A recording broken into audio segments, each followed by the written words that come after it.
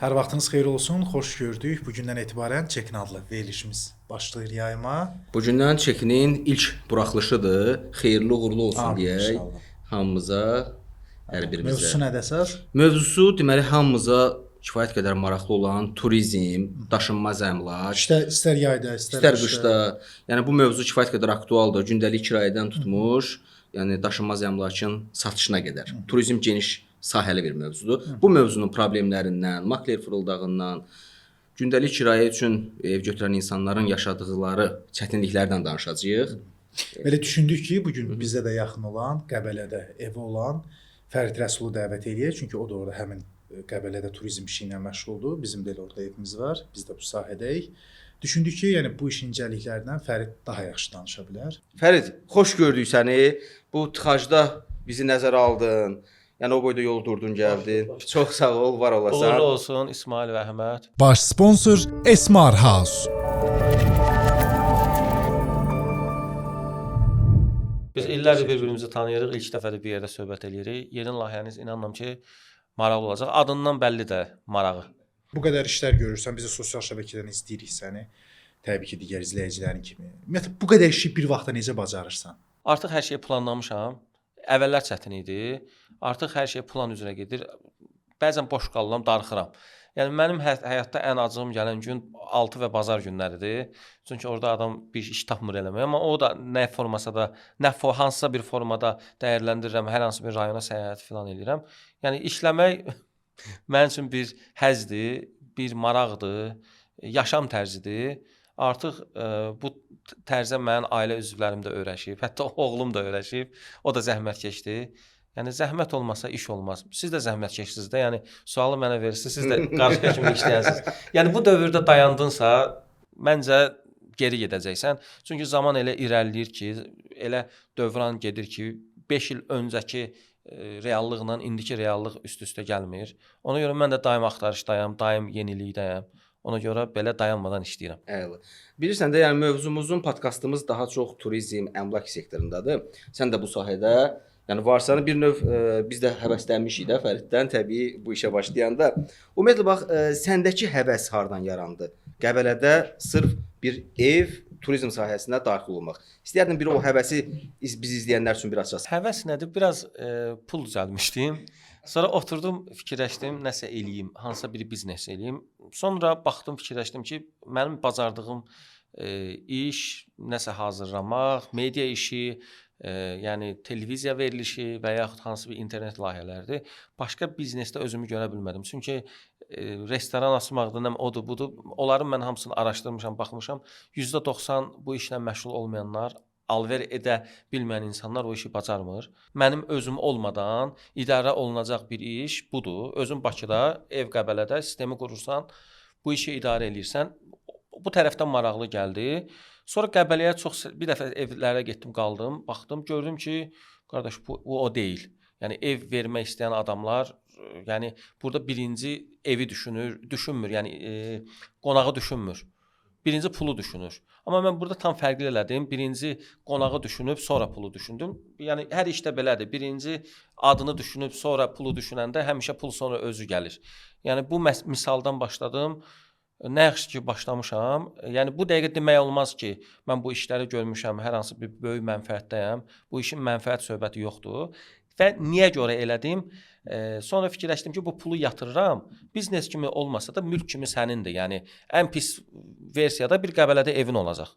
Sonra ikinci il deyəndə dedim 2 dənə evim olacaq. Tuta 3-cü, 4-cü eləsəm, yəni mülk sənindir. Sata da bilərsən. Yəni biznesdir. Tikdin, sonra satdın. Yəni bundan yaxşı biznes mən özüm üçün görmədim və pulu yatırdım oraya. Əvvəl elə bildim ki, kiçik bir məbləğlə tutaq ki 100 min manat. Əvvəl deyirdim bir 50 minim olsa bəs eləyəcək. 100 min olsa bəs eləyəcək. Yox, elədir. Siz işə torpaq axtarmağa gələndə mən orada evi bitirirdim də. Birinci, ikinci ildə tikintisi gedirdi. Hə, insan elə bilir ki, tez bitirəcək, amma sonra gördüm ki, yox, o deyil. Biraz aldanırsan, biraz hava şəraiti, sonra biraz deyirsən bunu da biraz burasını belə eləyim, biraz deyirsən bunu da böyüdüm, hovuzu eləyim. Hamısı o 1 metrə böyümələr, evin hündürlüyünün biraz artması, burası gəlir axırda böyük bir büdcəyə çatır. Mən əslində o işə başlayanda 8 sot torpaq aldım. Düşünüyorum ki, bir ev tikim, 4 sotu saxlayım, bağ eləyərəm, ağac əkərəm. Sonra gördüm ki, fikirləşdim ki, yayda ümumi Qəbələdə vəziyyəti gördüm ki, qardaş, burada ev şey olmur. Yəni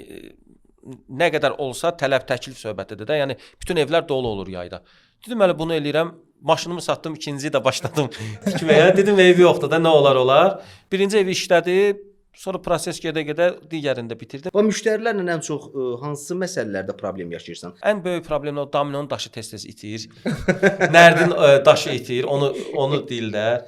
Sonra yayda problemimiz oldu elektriklə bağlı, yüklənmə çox olurdu. Kondisioner qonaq tutaq ki, AFR-ə gəlib, orada 5 yataq otağıdır, 7 kondisioner var. Gəlirdi 12 nəfəri biz hamımız kondisionerə qoşmaq istəyirik. Yəni Qəbələdə də reallıq odur ki, eyni vaxtda o qədər kondisioner işləyə bilməz. Yəni təmizliklə bağlı problem olmayıb, evlə bağlı problem olmayıb. Çünki nə reallıqda göstərir. Ərəblər gəlməyib sənin evə? İndiyəcən götürməmişəm. Götürmə.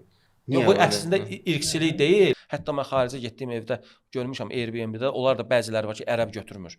Çünki bu insanlar deyir pul verim, yəni pul verim, evi püskünə qoyum. Bəzən olur ki, çox pul təklif edirlər, götürmürəm. Bu qudurğanlıq deyil. Yəni Hindistanlıdır və Asiya ölkələrindən olan heç bir qonağı götürmürəm.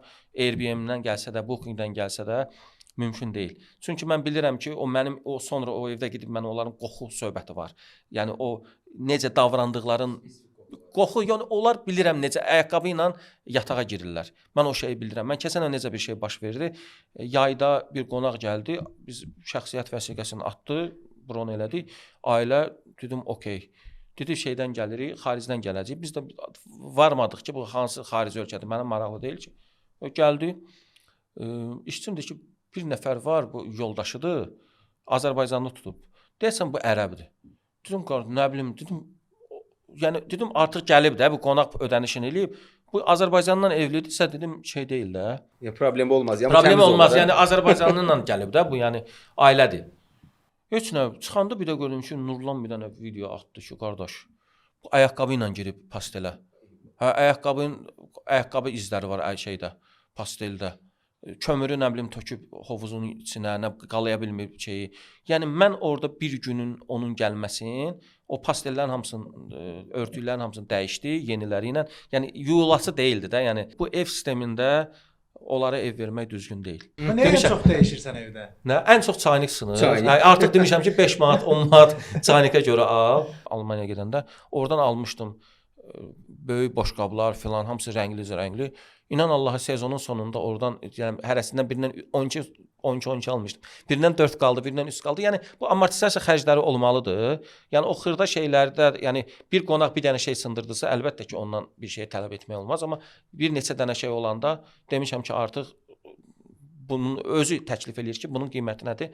Həmin məbləği ödəyir. Həftə içi qiymət bir evdə 250 verirəm, 250-300 manat arası dəyişir. Adam sayına görə özə qoymuşam mən qiyməti.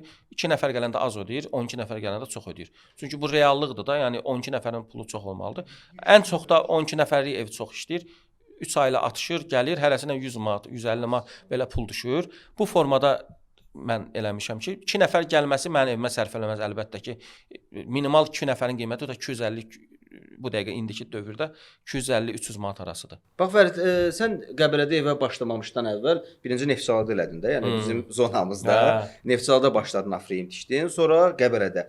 Bunlardan hansı sənə ucuz başa gəldi belə deyək? Rus standartlarına görə eləmişəm Neftçalada, amma Neftçalada o soyuq olmur. Yəni məsələ odur.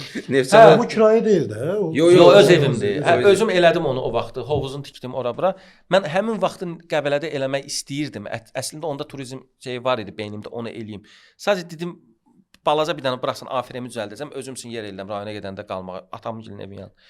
Dedim biraz bunu eləyim, kontent çəkmək üçün. Sonra dedim hovuz eləyim. Sonra yavaş-yavaş bir dənə həyat yarandı. Sonra mən dedim bunu burada yox, şeydə eləsəydim Qəbələdə. Əslində bayaq sual verdiyin sualın cavabı odur. Bu gör nə olardı? Həm də tikinti materialları da yəqin ki, Qəbələdən bahalıdır. Qəbələdə hər şey bahadır. Nətər deyim, restoran baha, usta işi baha. Rayonda öz həyətin öz bacandır. Qohumun, dostun, tanışın, qonşun da işləyir. Qəbələdə qala-qala reallıqları gördüm ki, burada 2 otaq alınmaz. Burada 5 otaq olmalıdır, ev çox adam tutmalıdır, evdə o olmalıdır, tualet 2 dənə olmalıdır. Yavaş-yavaş artıra Azərbaycanlıların işi getdi 2 mərtəbəyə çıxdı. Təzə bu işə girmək istəyən adamlar üçün sırf Afrimlə gedir söhbət. Yəni Afrim tikməyə məsləhət görürsən. Məsləhət görmürəm çünki bazar çox yorulub. insanların gözü çox yorulub və onun o qədər şişti çıxdı ki, yəni AFRM əslində insanların həmişə arzusunda olan Alplərdə zətdə olan tipi evləri idi. Mən həmişə arzulayır, görürdüm, deyirdim nə qəşəng, nə gözəl. Belə sadəcə o bizdə bir sinətlərdir. Biri sarımsaq əkirsə, hamı gedir sarımsaq əkir. Biri kartof əkirsə, gedir hamı kartof əkir və həmin kartofun qiyməti düşür. AFRM-lərdə də həmin söhbətdir. Bir nəfər elədi, mən elədim, tutaq ki, pis mənada demirəm. Siz AFRM eləməmisiniz, başqa bir ev eləmisiniz. Yəni hamı bir nəfər bu şeyi eləyirsə, deyir, yox bu elədi, bu düzdür. Gəl biz də gedək hamı. Hüzum, hamı getdi ki, bu AFRM tikəcək. Qardaş tikildi. İndi nə qədər AFRM bu dəqiqə doludur, hansı normada işləyir, onu araşdırmaq lazım. Nə qədər insan satır. Bu dəqiqə TikToka girirsən, o AFRM-in satır. Onlar AFRM deyil. Onlar A formada evlərdir. Mən sənə reallığı deyirəm. Ki, onların qiyməti 100-110 manatdır bu gün. Yəni onlar verirlər 80 manata, 100 manata. Mən də evim verirəm 250 manata. Qonaq belə eləyir. Orada AFRM var qardaş. Mən evimin izolyasiyası, sən bir divarın izolyasiyası, sənin evinin ümumi izolyasiyasından güclüdür. Taxtanı tikib şifer vurub bir kiçik miqdarda izolyasiya vurub ev tikməyə nə var? %80 bilirəm ki, Qəbələdəki AFRM-lər o formada tikilir. Keyfiyyətsiz formada tez olsun deyə, mən də evi kiraya verim deyə və ölçü söhbəti var. Yəni mənim evim, mən özümə arxain olaraq bildirirəm ki, yəni Qəbələdə bəlkə 10 ev varsa, onlardan ilk 10-luqda olan evlərdəndir. Özümə nə qıyıramsa o, eyni brendlər, nə bilim, çaynika qədər ən bahalısını aldım, o birisini elədim, bu birisini elədim, bu birisini. Pul da qurtarmış da, yəni sonuncu nöqtəyə qədər. Axırıncı evi kiraya verdiyim gün, yəni AFRM-ilə təsəvvür edin, belə 100 manat, 50 manat cibimdə son olaraq pul qalmışdı. Onu da yanacağa töküb Bakıya getdim, qonaq girdi evə. Yəni bu formada elədim. Yəni hamı deyir bu Fərid pulu hardan tapır? Mən bütün həmin zaman nə qazanırdımsa, ora qoyurdum. Təsəvvür edin AFRM-i 250 minə qədər o evə pul xərclədim mən. Çox keyfiyyətli və nətərdim, zövqlü bir ev verirəm. Digər rəqib isə eyni görünüşdə ucuzun təklif edir. Əlbəttə ki, Mercedes başqadır, Jiguli başqadır. Yəni hərəsinin öz şeyi var. Amma bəzən ümumilikdə ümumiləşir. Ümumiləşir. Deyirəm o da adı, bu da adı. Məsələ odur. Budur söhbət. Sənin evin var ha bu dəqiqə, sizin eviniz. Çox qəşəng, mən bəyənirəm, çox qəşəng evdir. Başa düşürsən? Amma deyir ki, o da evdir, burada da qalıram, burada da qalıram. Bu müqayisə, mən əslində o şeylərə fikir vermirəm. Sadəcə bu müqayisə düzgün deyil. Şərh yazanlar və o şərh yazanlara mən fikir vermirəm. Digər ev verənlər də mən, yəni həmkarlarımdır. Mən də onları böyük hörmət bəsləyirəm. Sadəcə onlardan söhbət getmir. Ümumi hər evin öz qiyməti olmalıdır. Bazar nədir? Hə bu dəqiqə evlər ağlar, nə bilim 100 manatdır, 150 manatdır. Falan qiymət falan. Maklerlər, yəni bazarda alverçilər maşın bazarını təyin eləyir. Əmlakda maklerlər eləyir. Yəni burada ən böyük problemi ev sahibləri çəkir. Nəticədə ev sahibi yaşayır. Ən böyük problemi ev sahibi çəkir. Nəyə görə ev sahibi çəkir? Sən o qədər büdcə qoymusan, bu qədər əziyyət çəkirsən, sənin nə qədər yükün var, məsuliyyətin var. Amma vasitəçi ortada, mən səni başa salım, bu vasitəçi ortada. Oradan bir faizini götürəcək. Ona fərqi yoxdur, 200 manat oldu, o bir oldu, onun fiks faizi var da. Ona görə iş zəif olan müddətdə işin yaxşı getməsi üçün qiymət getdikcə düşür. Sən də məcbur qalırsan ki, hə də o verdi, qoy boş qalmasın, qaz pulum çıxsın, nə bilim işıq pulum çıxsın. Yəni bu şeylə bazar gedir mənfiyə. Mən demirəm evlər baha olsun, hər şey baha olsun. Qardaşım, olsun bu evin qiyməti, budur bu evin qiyməti. Yəni hər bir şeyin öz qiyməti olmalı. Hər şey ümumiləşməsin. Yəni başa düşsən, Fərdin evi bu qiymətədir, İsmailin evi bu qiymətədir, Əhmədin evi bu qiymətədir, Hüseynin evi bu qiymətədir. Bu söhbətdə olmalıdır. Evlər var ki, yəni bir dəfə gələn ikinci dəfə gəlmir. Yəni o elə ev eləmə, o ev sayı da çoxdur. Qəbələdə bəlkə 1000 dənə ev var. Bir insan da həyatı boyu neçə dəfə evə gedir. Hərəsinə bir dəfə getsə istirahəti bir bitəcək. neçə ildir də müştəri portfeli yığana qədər. Bütün bizneslərdə elədir. Əgər sənin evin, bir son olaraq deyim, əgər sənin evin digər gələn qonaq, digər qohumuna tövsiyə edirsə, ən böyük reklam budur. Fərid özünü öldürsün. Mənim videolarım 3 milyon baxılır, 2 milyon baxılır evlə bağlı video. Nə qədər çox baxılsa da, mənim işim, evim yaxşı olmasa, ora gələn adam ikinci dəfə gəlməyəcək. Mən maklerlərə də hörmət eləyirəm, onların da xətrini istəyirəm, hamısı dostlardır. Sadəcə onlarda çalışıb ev sahibləri ilə bazarı elə təyin etsinlər ki, evə uyğun qiymət çıxarsınlar.